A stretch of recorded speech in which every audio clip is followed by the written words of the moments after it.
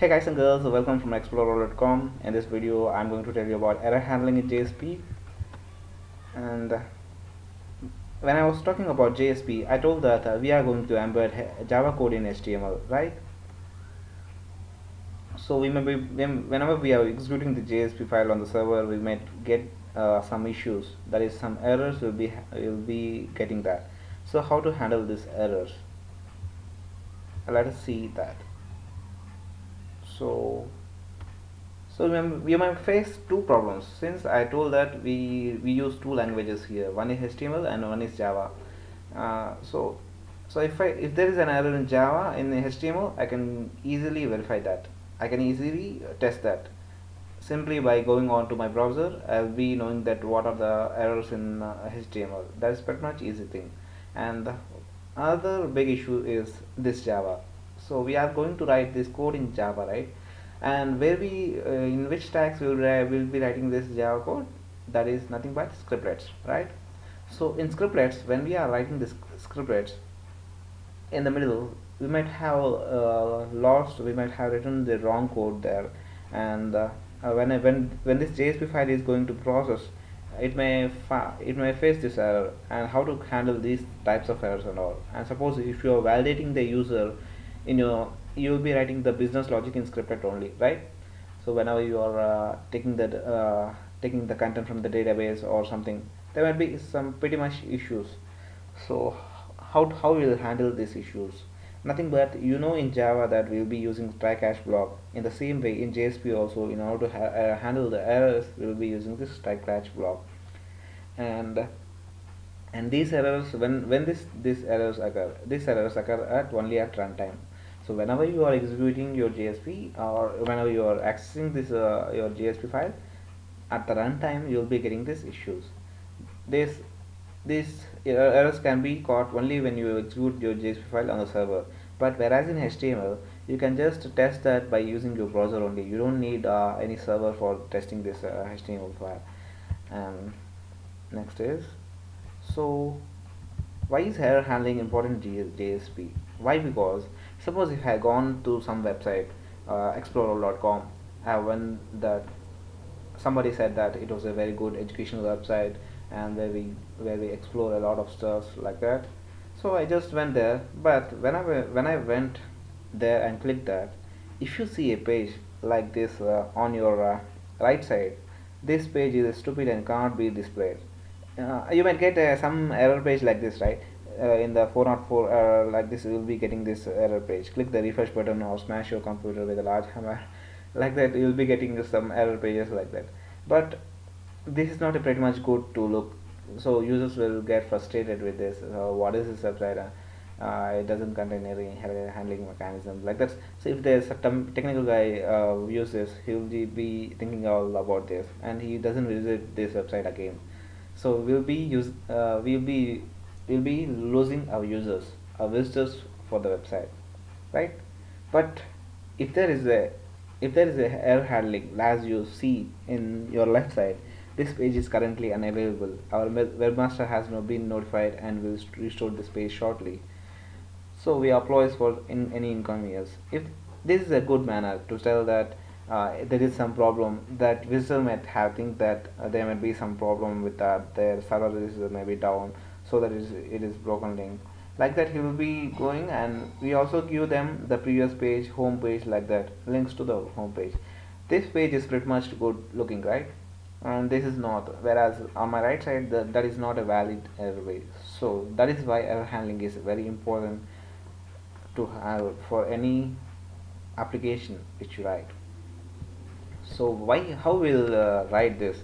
So whenever an user is accessing, suppose he won't get access to that page, how he is going to be redirected? Let us see that. When I was talking about directives, you can just remember that two directives I have told, that is error page and is error page. I have discussed about this, right? So well, talking about error page, first you design your error page. First, let me talk about this. So error page comes to rescue. So here I have written a JSP file. This I will be saving this as error page.jsp. So err page.jsp, I will be saving this page as err page.jsp. So here I have written a small directive, that is page is error page is equal to true. So what is this going to do? Before discussing this, let me go down here. You can write your error pages in two ways. That is, one is on the left side and another on the right side. Let me talk about the left side first. So this is the JSP file which at the client end, so which the client must see. Suppose if the client has requested this file, this JSP file, and I'll be writing somewhere in the middle that error code goes here. Suppose there is an error here in the middle, and what he had to do, that page will automatically redirect him to this directive. Here I have written a directive, right? Page error page is equal to error page.jsp. Whenever this web page, this JSP page is going to process, when it is going to become a servlet, right? I have told that every JSP file is nothing but finally goes and becomes a servlet, right? So whenever it is in process of becoming a servlet, it will just check this error page. Here I have wrote a directory called error page.jsp. This JSP file will execute this error page, and in this error page it will come to top. See, here is error page is equal to true. I have written here is error page is equal to true. So whenever the JSP file is executing, this error page will be displayed for the user. If I write here is error page is equal to false, then I won't get this error page. The JSP file will be getting just processed.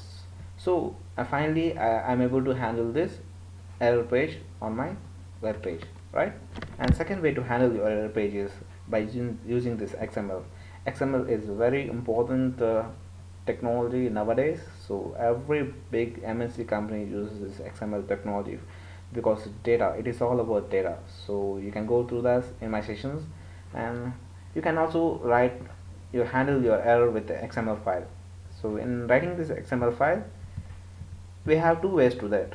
That is web app, this is the tag which will write web app close this tags and all, and two ways to handle is error page. Suppose I want to handle this error page, so I am writing this tag as error page, and to error page I have written tags here. And first thing what I can handle is error code is equal to 404 error. Whenever you are talking about you might be having codes, right? 404 error, 505, 501 is server error, 401 is your side client side error, and 301 is 202 error is system down error, like that. There are many codes, right? By using this code you can just display any servlet and all to the client end user. That is called error code 404. That is error code for errors. And where is that location? That is error code location is error servlet, so it will be redirecting to error servlet page. Okay, and by using JSP I can use this exception type. I can use this exception type to locate a JSP file, to display a JSP file as that is com.a.myexp. This is the class name, that is exception type, where it is located, and your location where the error is located here, you will be writing that. So this is how we'll be handling the error in JSP. Hope you understood, and have fun learning technology. Stay tuned with explore.com. Thank you guys.